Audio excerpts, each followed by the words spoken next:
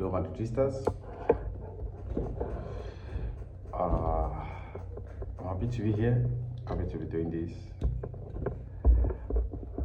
I can say that this is going to be a more cheerful episode. I can also go out on a limb and say I can speak for every Madridista that we are much happier after the game against Betis. Let me repeat that. We are much happier after the win against Betis. We are much more confident, and we wish the international break did not have to come so we can build on this momentum. It's one of the things we would like to avoid is players coming back with unnecessary injuries. But anyway, let's get to the game proper. Before we do that, please do not forget to like, do not forget to subscribe, okay? Very, very important. We really appreciate it. Yes, I think a couple of things stood out for me in the game. First of which is the inclusion of Dani Ceballos in the starting lineup. It took me and a lot of Madridistas by surprise. And I say that because Ceballos is like the fifth choice, the last choice, or fourth choice, I don't know, off the bench. Like he's always the last midfielder to come in. Even Adagule has risen in terms of importance and hierarchy in the team, and Ceballos is still there. And when I saw it, I was surprised, but then I understood the rationale, the reason behind his inclusion in the team. In our last game at the press conference, one of the things that Carlo Ancelotti stressed on is the fact that we lack balance at the back. And that stems from the fact that the left-hand side of the midfield is affecting transition from defense to midfield, from midfield to attack, and even on the defensive side of things as well. The most natural person, the person that I've always wanted Carlo to try, that's not necessarily try because he plays there.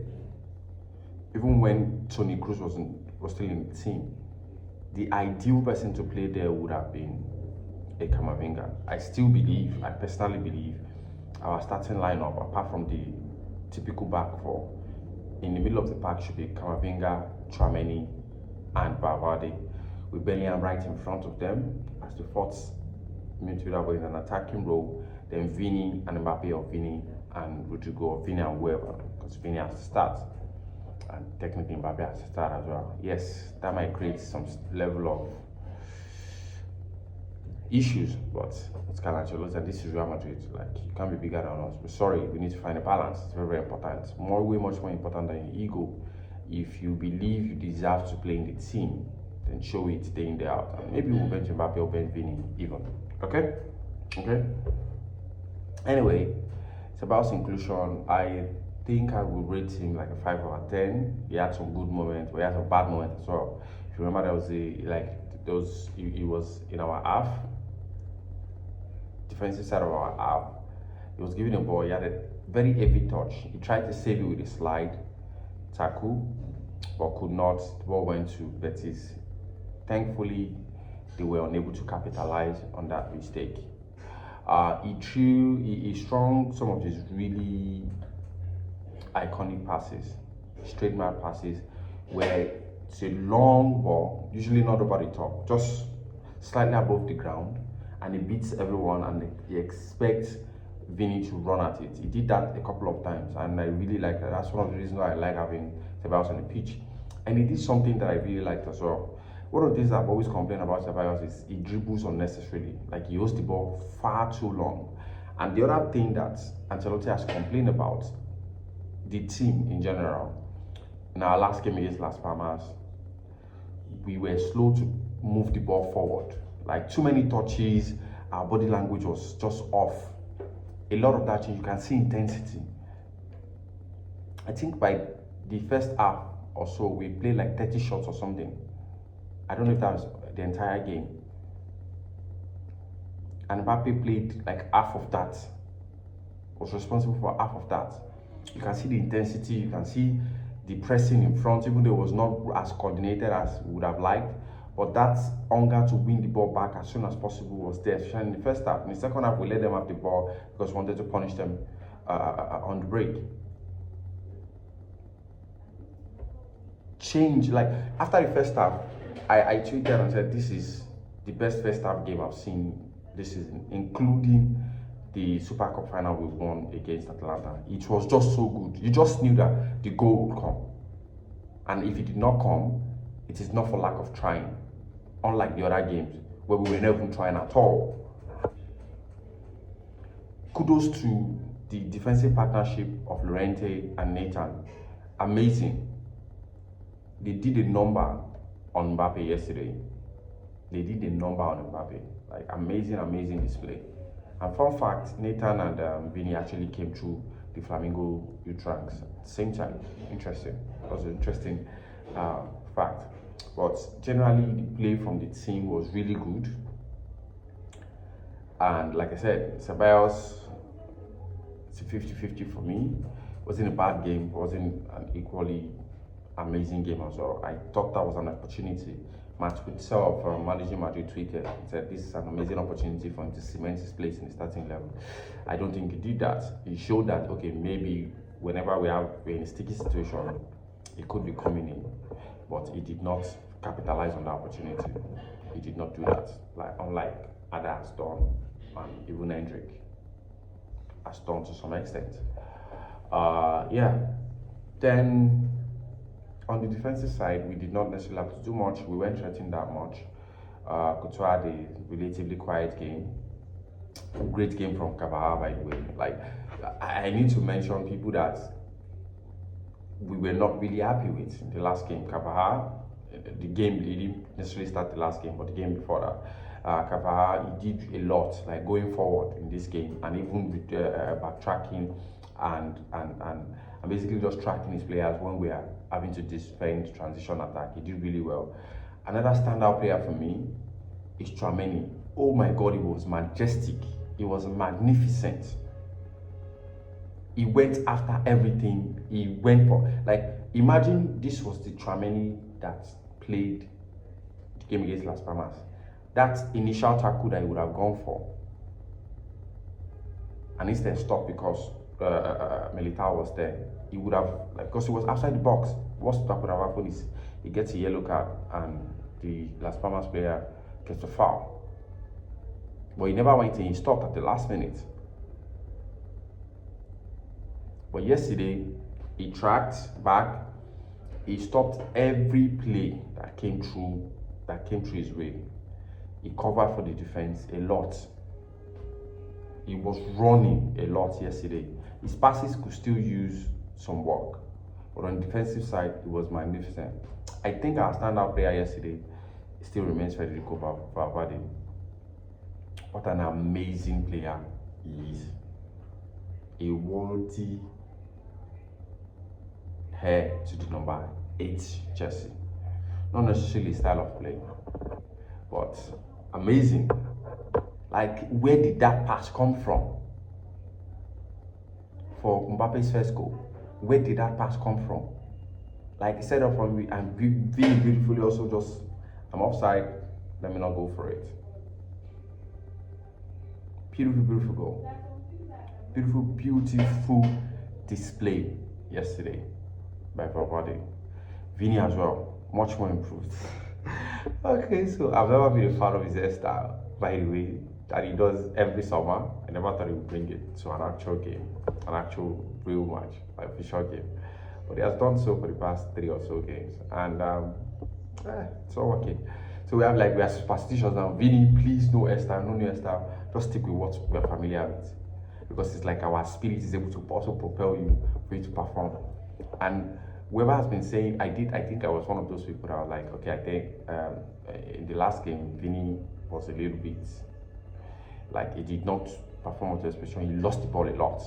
But I've never thought of Vinny as a selfish player. No, he's one of the most selfless, if not the most selfless. Because you can see yesterday, he even gave the penalty. Mbappe has already scored one.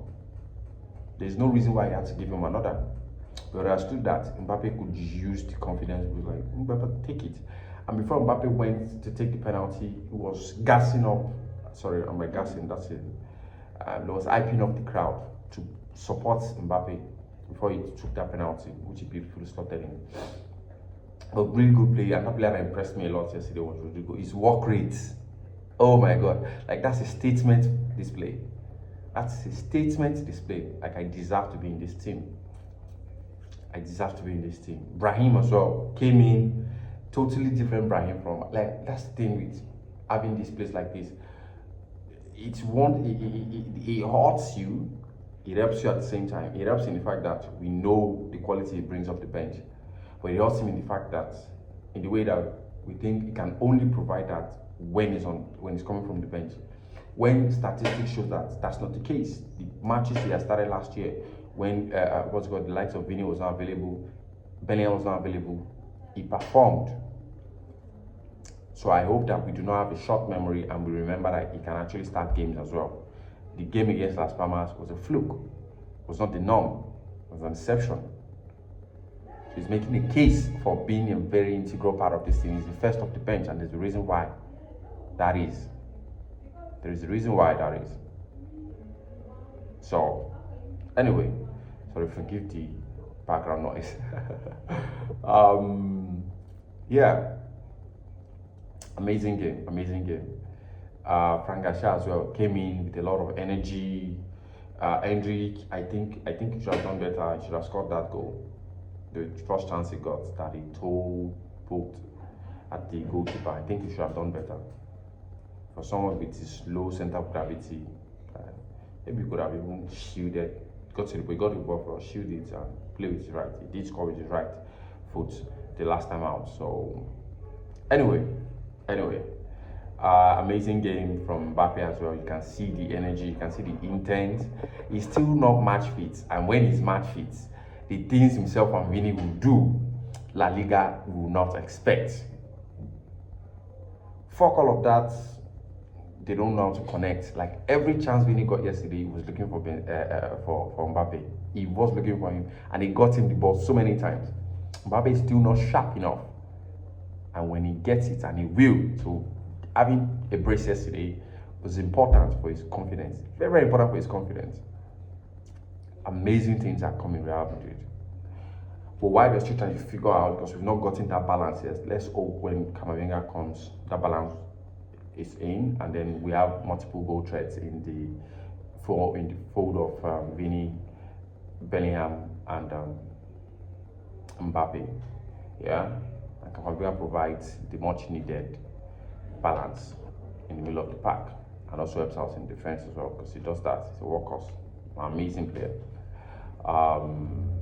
Yeah, cannot wait for the guys to come back. That would be amazing. That would be amazing. David Alaba, Camavinga, and Jude Bellingham. Okay, but amazing game from the entire team. Rock solid defense from Militao and Rudiger, especially the long balls from Betis when we were pressing really high. Great game from the middle of the park. I've said a couple of things about. I think Madrid was out of it yesterday for some odd reason. But anyway, it wasn't bad. We won 2.